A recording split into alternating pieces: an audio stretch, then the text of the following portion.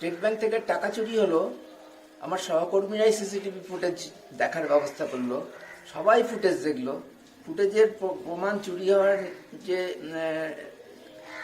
Confirmation, মানে নিশ্চিতভাবে যে চুরির প্রমাণ, সেটা একদম পাওয়া গেছে। কেউ একটা কথা বলেনি, অথচ টাকা দিচ্ছে না। এবং এটা বিশাল কুমার, উজ্জ্বল কুমার এরাই বেশি বন্দোবস্ত করছে। তখন ভাবছি এরা, কিন্তু সবাই আসলে স্টেট ব্যাংকের সবাই, মালদা ব্রাঞ্চের সবাই, এবং সবাই।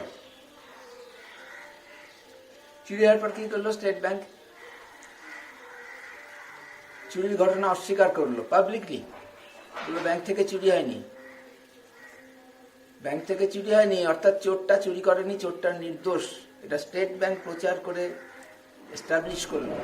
তখন তো আমি ভীষণ শারীরিকভাবে অসুস্থ, আমি নিজেকে নিয়েই মানে কুল পাই না, নিজেকে নিয়ে ব্যতিব্যস্ত।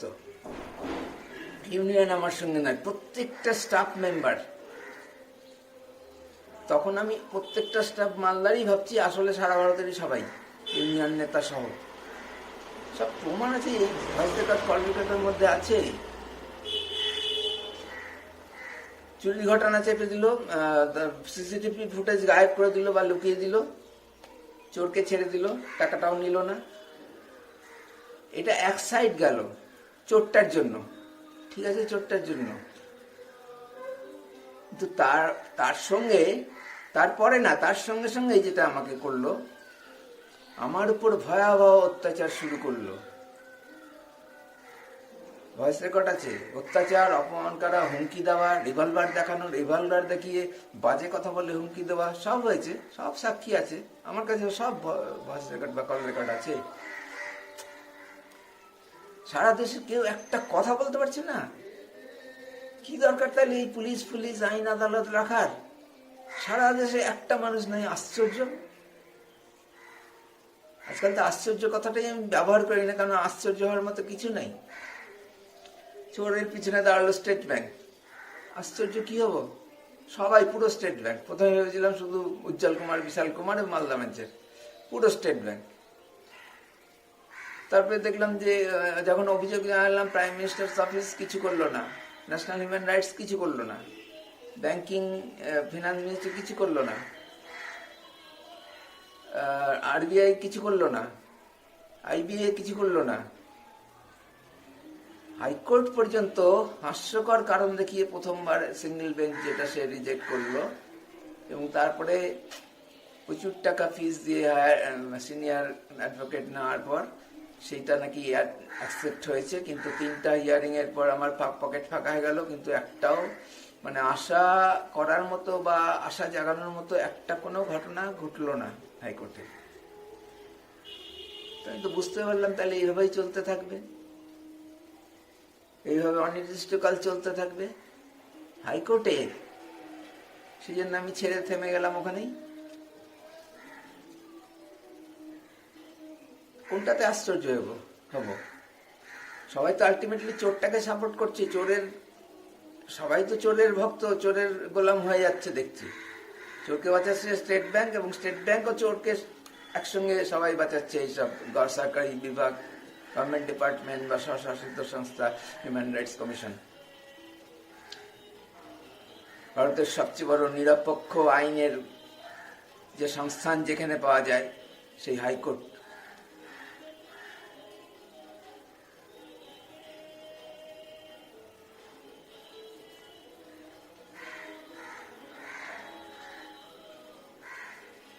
এবং আমাকে চাকরি ছাড়তে বাধ্য করেছে, নাহলে কিন্তু আমাকে মারা যেতাম, মেরে ফেলতো আর কি।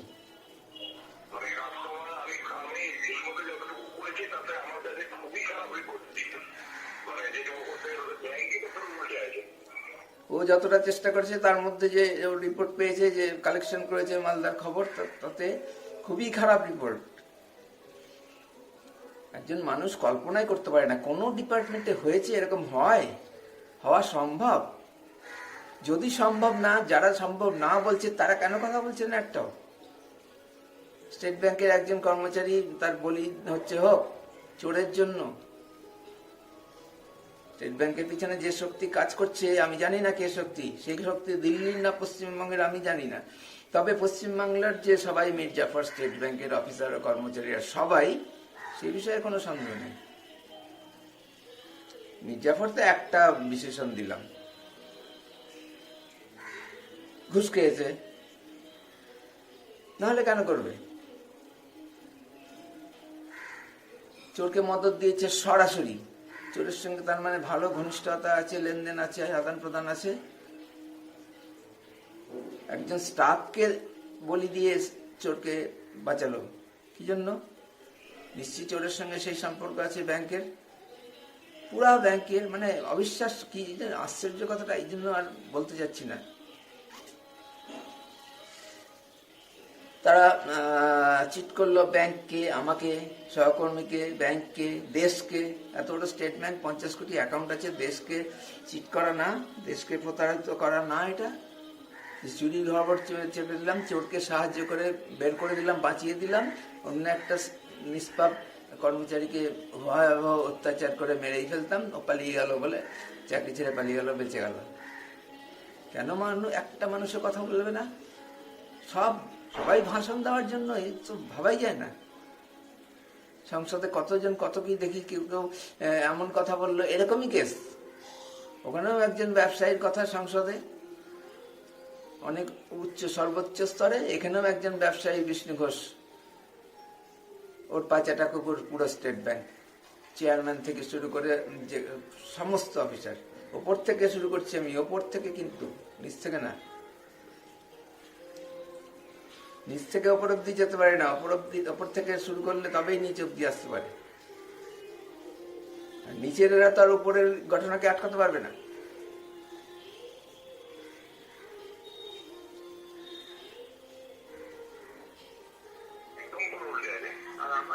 স্টেট ব্যাংক উল্টে আছে, এ তো ছাড়বে না, এ তো ফুটেজ দেখেছে। যেমন ভাবে অফিসের সবাই দেখেছে, 40-50 স্টাফ, আরো বাইরের অনেক লোক দেখেছে, আরো কিছু ব্যবসায়ী দেখেছে।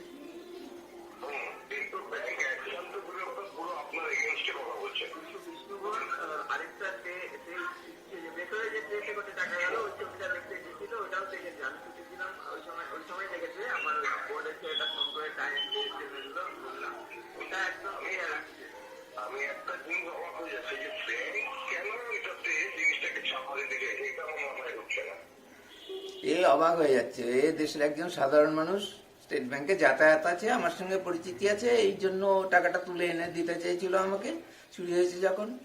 তারপরে ওর এই অভিজ্ঞতা বলছে, কেন ব্যাংক এই পুরো জিনিসটাকে চেপে যেতে চাচ্ছে। কোনো মানুষ কি শুনতে পাচ্ছে না আমার কথা? দেখে না তো, ভিউ তো নাই দেখি। স্টেট ব্যাংক কেন চেপে দিতে চাচ্ছে? সিসিটিভি ফুটেজ, চুরির ঘটনা, চোরকে ছেড়ে দেওয়া এবং আমার উপর অত্যাচার, আমাকে চাকরি ছাড়া, এই সব ঘটনা যে ঘটাচ্ছে স্টেট ব্যাংক কেন করছে এটা? ও জানে যে সিসিটিভি ফুটেজ চেপে দিয়ে চুরি ঘটনা অস্বীকার করছে, আমার ক্ষতি করার জন্য সবাই উঠে পড়ে লেগেছে। স্টেট ব্যাংক পুরো, আবার বলছি, স্টেট ব্যাংকের প্রত্যেকটা স্টাফ, প্রত্যেকটা অফিসার, সব ধরনের, সারা দেশের সবাই প্রতারক, চোরের সঙ্গী, চোরের রক্ষাকর্তা, চোরের গোলাম, বিশ্বাসঘাতক, ঘুষখোর,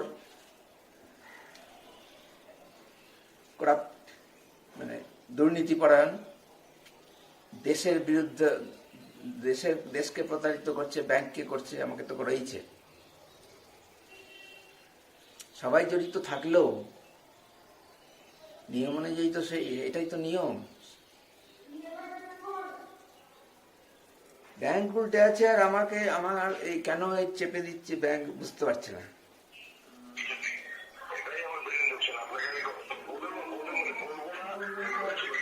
ও লজ্জায় বলতে চাইনি আমাকে, এত খারাপ ঘটনা, এত লজ্জাজনক চক্রান্ত একটা করছে স্টেট ব্যাংক একজন স্টাফের বিরুদ্ধে, ও আমাকে বলতে পারছে না। আমি জানি আরো বহু লোক আছে যারা বলতে পারেনি আমাকে। কি ধরনের মানুষ বাস করে ভারতে? বড় বড় গাল ভরা কথা, বড় বড় কথা, যুদ্ধ থামিয়ে দিলাম, রাফায়েল ঘরে গিয়ে মেরে আসলাম, এই বড় বড় কথাগুলো।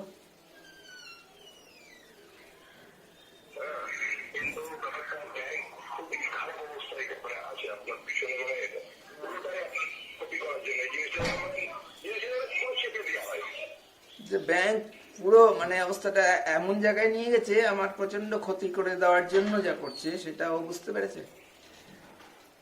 আর 2.5 লক্ষ স্টেট ব্যাংক কর্মচারী অফিসার বুঝতে পারলো না? বুঝতে তো পেরেছে, জেনে শুনে এই অপরাধগুলো করলো।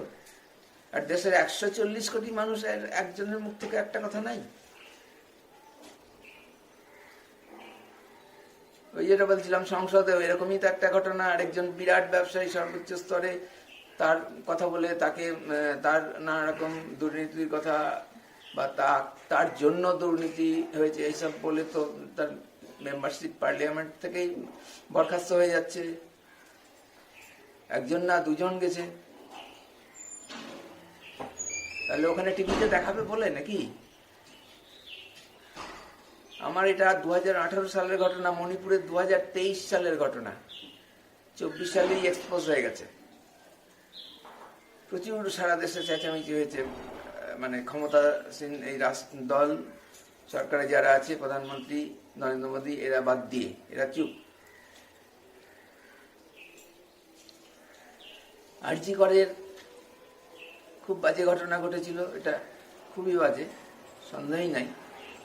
সেটা নিয়ে দেশ তোলপাড়, শুধু বাংলা না দেশ। এবং চাকরির ঝুঁকি নিয়ে তারা ডাক্তাররা অনেক বহু দিন ধরে, বেশি দিন ধরে তারা যে আন্দোলন করলো,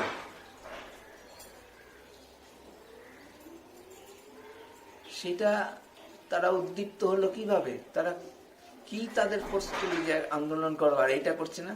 আমি পাশাপাশি তখন লিখতাম যে আমার ঘটনা একই, ওখানেও মালিক প্রিন্সিপাল, এখানেও আমার মালিক মানে বস উজ্জ্বল কুমার এটা করেছে, ওখানেও নিজেদের লোকরা জড়িত, এখানেও নিজের লোকরা জড়িত, ওখানেও দুষ্কৃতির সঙ্গে প্রিন্সিপালের যোগাযোগ, এখানেও দুষ্কৃতির সঙ্গে চিফ ম্যানেজার, এখন বলতে পারি চেয়ারম্যানের যোগাযোগ।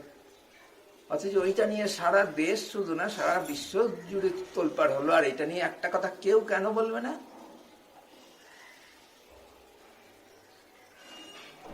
আমি যদি কোনো রেজাল্ট না পাই, না পেলাম ঠিক আছে, কিন্তু সারা জীবন ধরে চিরকাল ভারতের আর স্টেট ব্যাংকের সঙ্গে এই কলঙ্কটা লেগে থাকবে যে একটা চোরকে বাঁচিয়েছে সবাই জানা সত্ত্বেও, আর নিষ্পাপ কর্মচারীকে, নিষ্পাপ ক্যাশিয়ারকে অত্যাচার করে তাকে চাকরি ছাড়া করেছে।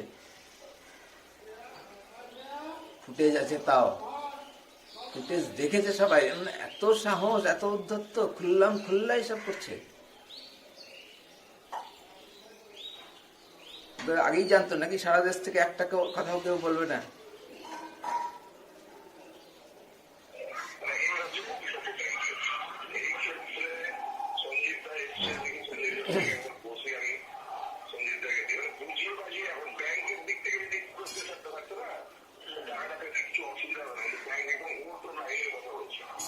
ব্যাংক ওল্ড লাইনে, মানে একদম ওল্ড লাইনে। বিষ্ণু ঘোষ 5ই জুন 2018-তে এসে বলে গেছিল ব্যাংকে, দেখেন ওই টাকা ব্যাংকেই কোথাও আছে। ওই থিম যে তৈরি করে গিয়েছিল ব্যাংকে, ওই কথা অনুযায়ী ব্যাংক ওই বলছে এখন থেকে মিসিং হতেই পারে না, কাস্টমারের কোনো দোষ নাই, ওটা অন্য কোনোভাবে খোয়া গেছে, ব্যাংকের থেকে চুরি হয়নি। ওইটাই বলছে যে ওই লাইনেই কথা বলছে।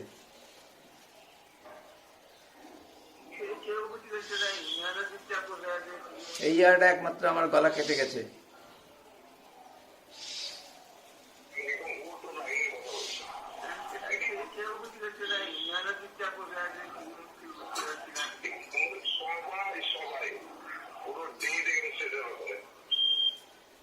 গলা কেঁপে গেছে বলতে আমার, যে কেউ কিছু করছে না, ইউনিয়নও চুপ করে বসে আছে, কেউ কিছু করছে না, এক ফোঁটা যার দোষ নাই, পুরো অপরাধী চোর তাদের সঙ্গে সবাই আছে, আমার জন্য কেউ একটা কথা বলছে না মুখ থেকে।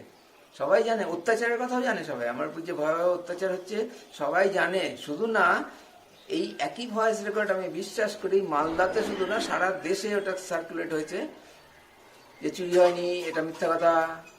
ওই জিনিসটা এস্টাবলিশ করতে স্টেট ব্যাংক করেছে, মালদার বহু মানুষ শুনেছে, আমি শিওর। এবং তারা সেটা বিশ্বাস করে, খুবই স্বাভাবিক। সামনেই ব্যাংক আছে, গেলেই খবর পেয়ে যাচ্ছে, না চুরি হয়নি কেন। ওটা ক্যাশিয়ার সাজানো ঘটনা। ব্যাংকে গিয়ে এই খবর যদি পাওয়া যায়, কেন আমার কথা বিশ্বাস করবে সবাই? এখন সোশ্যাল মিডিয়াতে আমি সিসিটিভি ফুটেজ দিচ্ছি, ভয়েস রেকর্ড দিচ্ছি, স্টেট ব্যাংকের সবাই একদম চুপ করে কাটা মেরে আছে, অথচ অন্য কেউ কিছু বলছে না। তাহলে কি করে হবে? তাহলে তো আমি বিচারই পাবো না। যে বললাম সবাই চুপ করে আছে, কেউ কিছু করছে না, ও কি বলছে, সবাই সবাই ডেড এগেনস্টে আমার।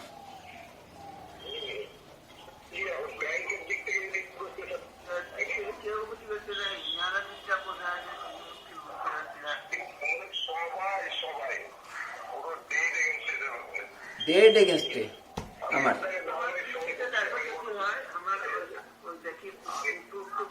চোর টাকা চুরি করলো, চোর ধরা পড়লো, প্রমাণ হাজির, সবাই দেখলো, সবাই ডেড এগেনস্টে আমার, দেখা মাত্র গুলি নাকি? এত বড় অপরাধী আমি? কারোর কানে ঢুকছে না কেন এটা? কারোর কানে ঢুকছে না? একটা মানুষ নাই এরকম যে কমসে কম বুঝতে পারি যে হ্যাঁ এই মানুষটা শুনেছে। সবাই এসে লড়াই করবে তা তো না।